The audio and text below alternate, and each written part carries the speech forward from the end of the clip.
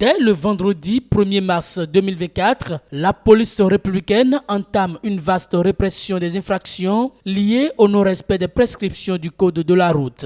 Dans le numéro 25 d'Asgouf Bénin, le porte-parole de la police républicaine, Eric Oruyerima, a donné plus de précisions sur cette opération. La police républicaine va lancer sur nos axes routiers une vaste opération de répression des infractions liées au non-respect des prescriptions du code de la route.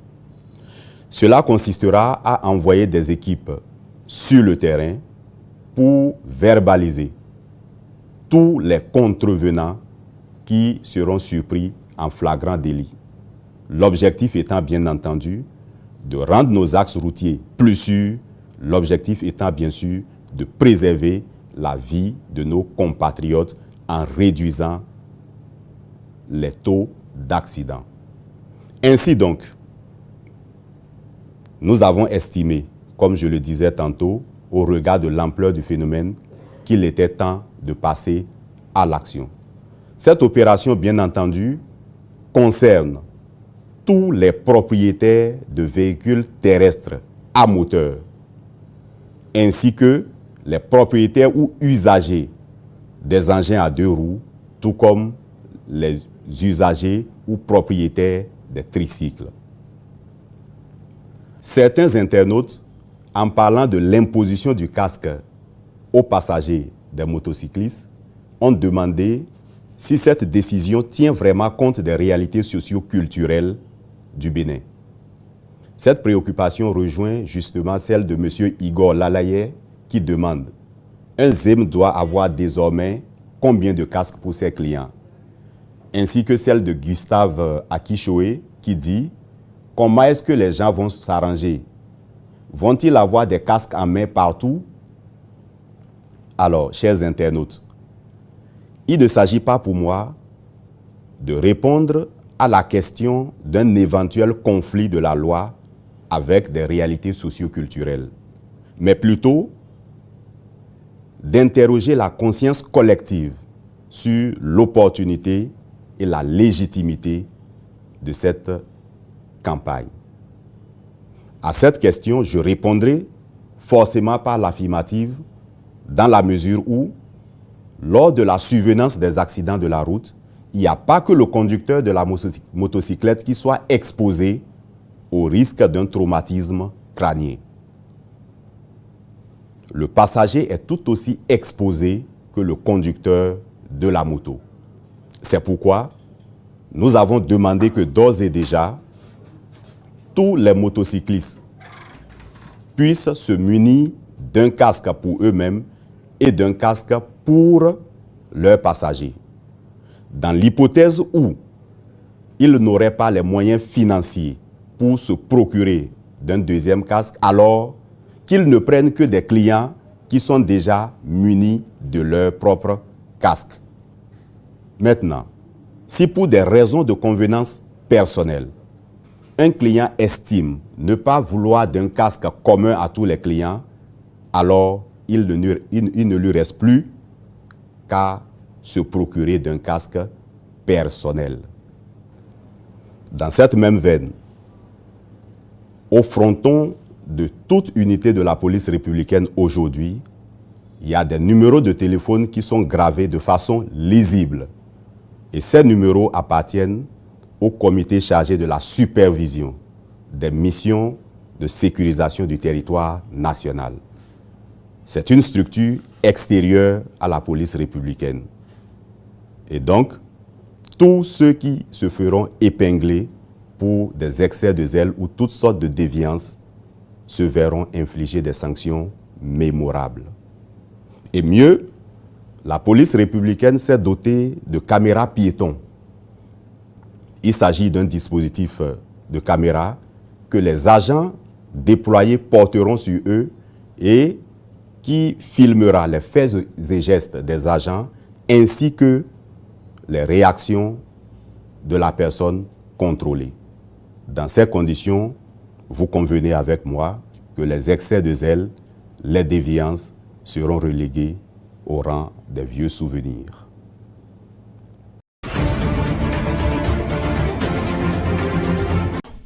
Ce séminaire nous permettra, à travers les échanges, de nous imprégner et de nous approprier le plan stratégique de développement et de la territorialisation des projets et programmes du secteur agricole. Toute chose qui nous permettra de prendre davantage connaissance de la politique gouvernementale du secteur agricole. Honorables députés, c'est l'occasion pour moi de vous remercier pour tous les efforts consentis dans le vote des lois au profit du secteur agricole. Nous pouvons citer au nombre de celles-ci la loi 2016-06 du 26 mai 2016 portant loi cadre sur l'aménagement du territoire en République du Bénin, la loi numéro 2018-18 du 6 août 2018 sur les changements climatiques, la loi 2018-20 du 23 avril 2019 portant code pastoral en République du Bénin. Des efforts devront être consentis pour améliorer les performances des filières pour lesquelles les cibles n'ont pas été atteintes. C'est dans cette logique émulatrice que s'inscrit la représentation nationale en cherchant à mieux comprendre la mise en œuvre de la politique gouvernementale dans le secteur de l'agriculture, de la pêche et de l'élevage pour mieux comprendre, accompagner et contrôler par la suite et plus efficacement la politique agricole du gouvernement. Il s'avérait donc nécessaire de prendre connaissance des projets et programmes, stratégies politiques publiques, ainsi que les résultats de leur mise en œuvre. Et c'est pour cette raison que nous sommes présents ici à Dassa pour ce séminaire de renforcement de capacités. Le 4 août, il vient et présente son gouvernement et je m'entends nommer ministre délégué auprès du président de la République chargé du plan et de la statistique. Il ne m'a pas consulté, puis j'ai refusé. Tijani Serpos Ismaël, qui était à l'Assemblée nationale révolutionnaire, a fait une intervention pour dire que voilà, que lui a toujours critiqué le fait de nommer ministre des gens sans les consulter. Le député Robert Dossou refuse la nomination de Robert Dossou. Et puis j'ai expliqué que ça c'est un piège. Parce que le 28 juillet, on a parlé, on a dit des choses sérieuses et il veut me mettre une sucette dans la bouche pour que je ne parle plus. Et j'ai vu quelque chose, il m'a tourné dans son tête. Non, c'est pas un piège. J'ai lu sincérité dans son regard. J'ai été le voir. Je dis, président, vous connaissez mon choix. Oh, je rentre dans votre gouvernement pour qu'on aille à la démocratie. En tant que votre ministre, je viens vous demander de nous renvoyer, nous, vos ministres, chez nous. Et vous prenez tout seul le pouvoir pendant 3 jours. Vous mettez votre loi fondamentale dont personne ne veut plus de côté et vous allez gouverner par ordonnance. Vous amnistiez tous ceux que vous avez mis en prison, vous rappelez les exilés, ils vont rentrer, vous faites une table ronde entre vous, vous faites un gouvernement d'union nationale, on rédige une nouvelle constitution et on va aux élections générales. Quelqu'un m'a regardé et m'a dit, mais vous voulez que je fasse un putsch? J'ai baissé la tête. Parce qu'il sait que je suis contre les putsch. Les putsch ne règlent rien. La preuve, là, il y a putsch. Il y a encore une nouvelle dictature. Je lui ai dit, c'est bien ça. Et c'est ce que le peuple veut. Alors il s'est mis à se parler à lui. Je ne peux pas, je ne peux pas, je ne peux pas, je ne peux pas.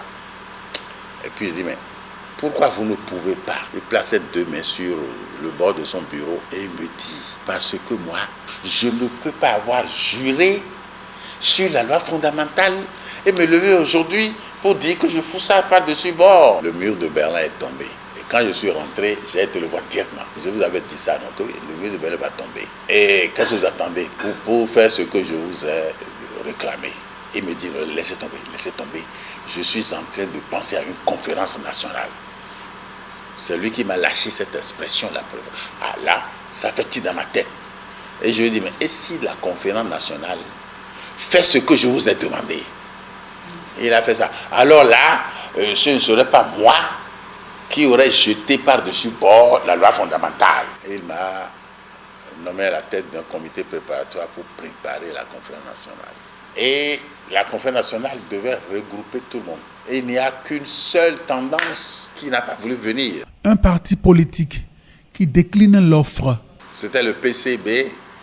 Et le PCB a raconté après que c'est le comité préparatoire qui ne les a pas invités. Je dis calmement, tranquillement et publiquement à votre micro que c'est faux. De nouveaux courants se sont créés pour venir. Des gens qui n'existaient pas. Il y en a qui ont créé des sensibilités dans une cabine téléphonique. On les a acceptés. On a exclu personne. Ils m'ont écrit sous la signature de nous, Germain Philippe, pour dire que c'était une réunion de hauts bourgeois et qu'eux ne viendraient. Le prix d'essence de contrebande, communément appelé essence Bayor, a connu une hausse drastique. C'est le constat fait ce jeudi 22 février 2024 dans quelques points de vente sillonnés dans la ville de Cotonou. Sinon, le samedi, c'était à 500. Subitement, ça a augmenté à... Lundi, ça a augmenté à 650. Et mardi, ça a augmenté à 700. Moi-même, ça m'a paru bizarre. Et je peux dire aussi, les stations ne vendent plus comme ça. Et ils ont dit c'est à cause des gens qui vendent au bord de la voie que les stations ne vendent pas beaucoup. On ne vend plus comme ça parce que le prix a augmenté. D'autant préférer laisser le véhicule, ne pas prendre de l'essence, tout ça là. Mais je vois que c'est un peu dense. La montée du prix de l'essence a fait qu'il n'y a plus de la clientèle. Parce que les clients ne veulent plus savoir. Parce qu'une fois que le prix a monté, le prix de transport aussi est monté.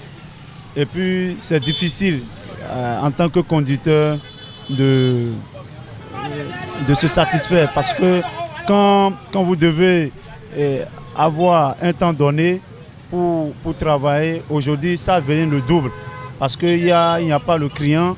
Les clients cherchent les voies et moyens où il peut passer. Beaucoup de personnes aujourd'hui marchent à pied pour atteindre les différents lieux de service parce que l'essence a quitté et le 400 à 800, ça fait le double de ce que nous payons avant. Et ça amène vraiment un grand souci dans le pays. Le prix de l'essence a un peu augmenté. Le temps dont nous parcourons l'essence, d'autres vendent ça à 650, d'autres vendent ça à 800, 700. Donc l'essence n'est pas à un prix fixé, quoi. Ça nous embête aussi dans la circulation en tant que ZIM. Les clients que nous remarquons aussi, ils ne veulent pas comprendre si ça augmente ou pas.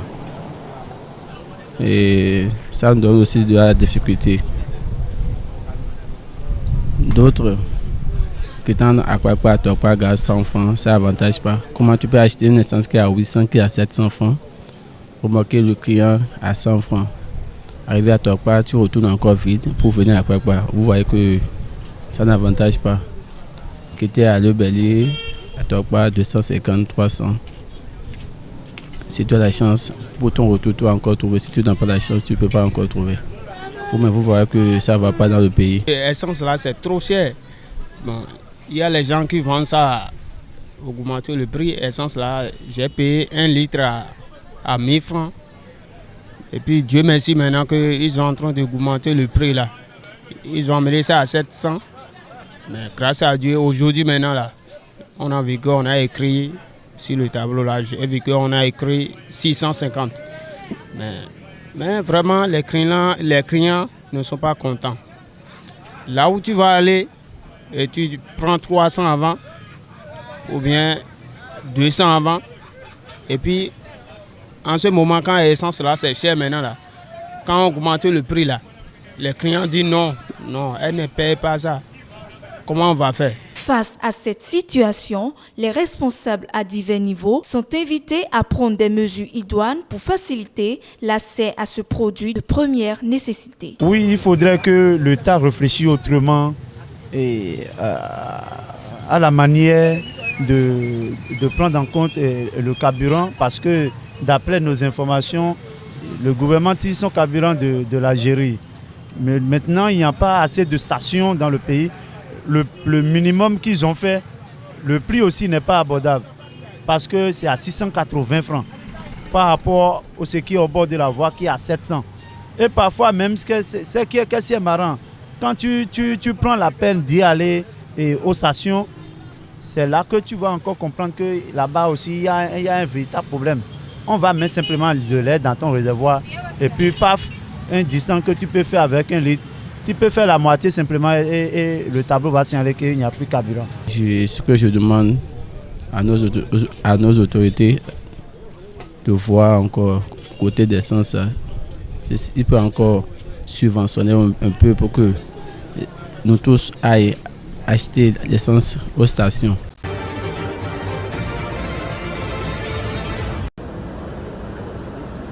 La CEDEAO a décidé dimanche de lever les sanctions économiques à l'encontre du Mali et de la Guinée. Le Niger avait déjà bénéficié de cette mesure un peu plus tôt, mais le Burkina Faso, quant à lui, n'est pas mentionné dans le communiqué de l'organe sous-régional ouest-africaine. La communauté économique des États d'Afrique de l'Ouest se réunissait samedi en sommet extraordinaire à Abuja. Il était question de discuter de la politique, la paix et la sécurité dans la République du Niger, ainsi que les récents développements dans la région. Ces décisions marquent un pas vers une décrispation régionale avec ces régimes militaires.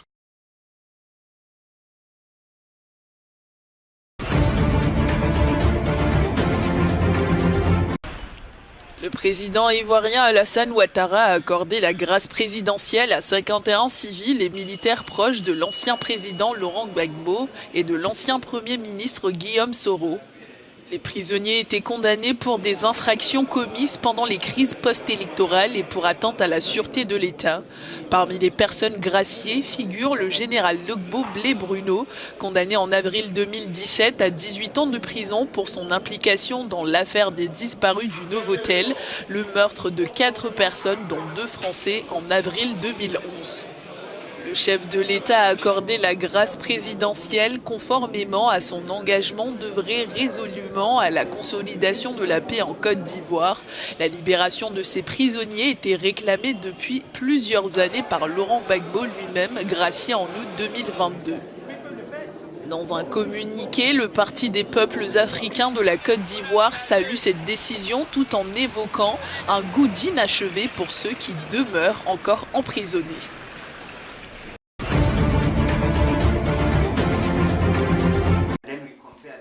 Au Kenya, l'Institut de recherche médicale met au point une application mobile qui utilise l'intelligence artificielle pour diagnostiquer la tuberculose et d'autres maladies respiratoires.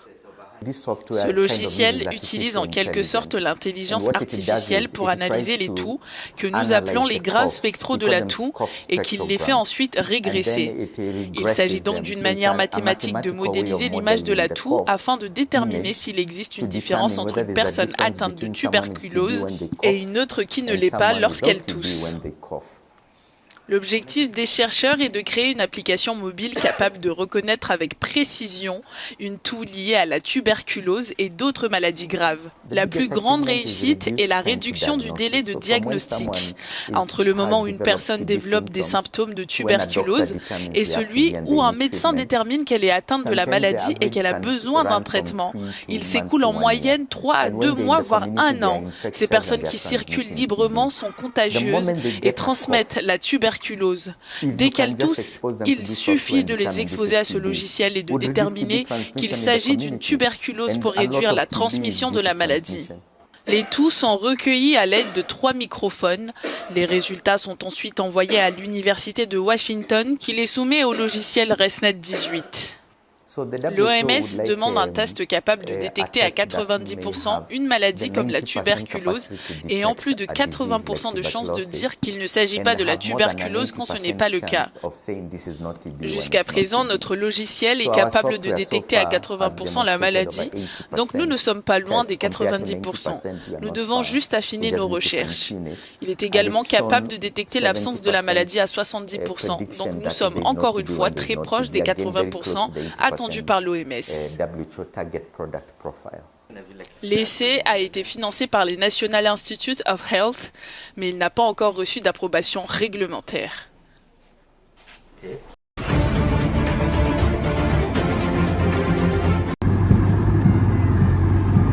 Le défunt président de la Namibie a été inhumé dimanche au cimetière de Heroes Acre après des funérailles nationales. Décédé le 4 février dernier des suites d'un cancer à Windhoek, Hage Geingob était le 3e président de la Namibie depuis que le pays a obtenu son indépendance de l'Afrique du Sud d'apartheid en 1990.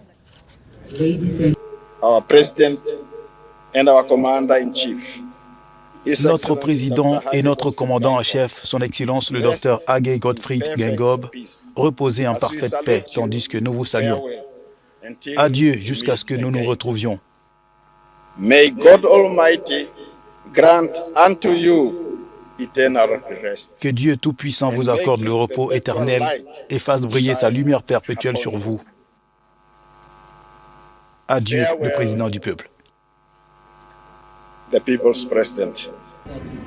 Drapé du drapeau namibien, le cercueil de Geingob est emporté dans sa dernière demeure devant sa veuve et les représentants de 27 pays, dont la princesse Anne, sœur du roi britannique Charles III, les présidents de l'Allemagne, du Qatar et 18 autres chefs d'État.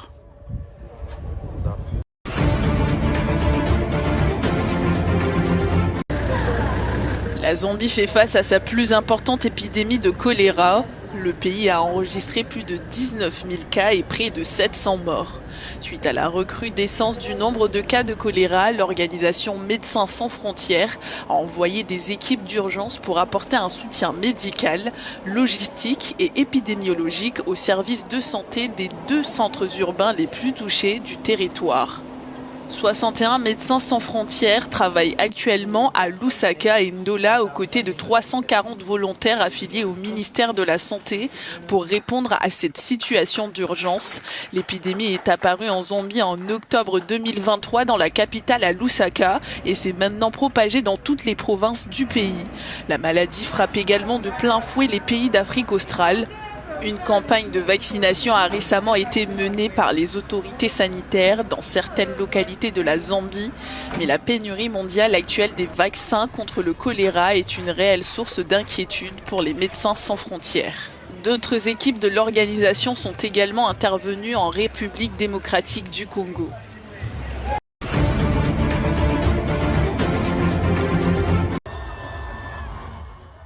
L'ANC, parti au pouvoir en Afrique du Sud, a lancé sa campagne électorale samedi, mettant en avant ses réalisations et un plan pour les 5 prochaines années. Notre stratégie permettra également de relever le défi mondial du changement climatique et une transition équilibrée et juste vers un avenir plus propre et plus vert qui conduira à la création de nouveaux emplois. C'est déjà le cas dans un certain nombre de nos villes. Le Cap Nord est déjà à la pointe dans ce domaine. Mpumalanga va suivre, ainsi que d'autres provinces. Le président de l'ANC, Cyril Ramaphosa, a présenté un programme qui prévoit de créer plus de 2,5 millions d'emplois au cours des 5 prochaines années. Cette démocratie a pu démontrer sa résilience, sa stabilité et sa force au cours des 30 dernières années. Les premières élections démocratiques de 1994 ont marqué un tournant dans l'histoire de notre pays. Elles ont démontré notre engagement commun en faveur de la construction de la nation, de la liberté, de la justice sociale, du respect des droits de l'homme et de la démocratie. Des millions de Sud-Africains sont de plus en plus intéressés par la capacité de l'ANC à tenir ses promesses et à relever les nombreux défis auxquels le pays est confronté. Il s'agit notamment de la stagnation de l'économie, de l'augmentation de la pauvreté et d'une crise énergétique.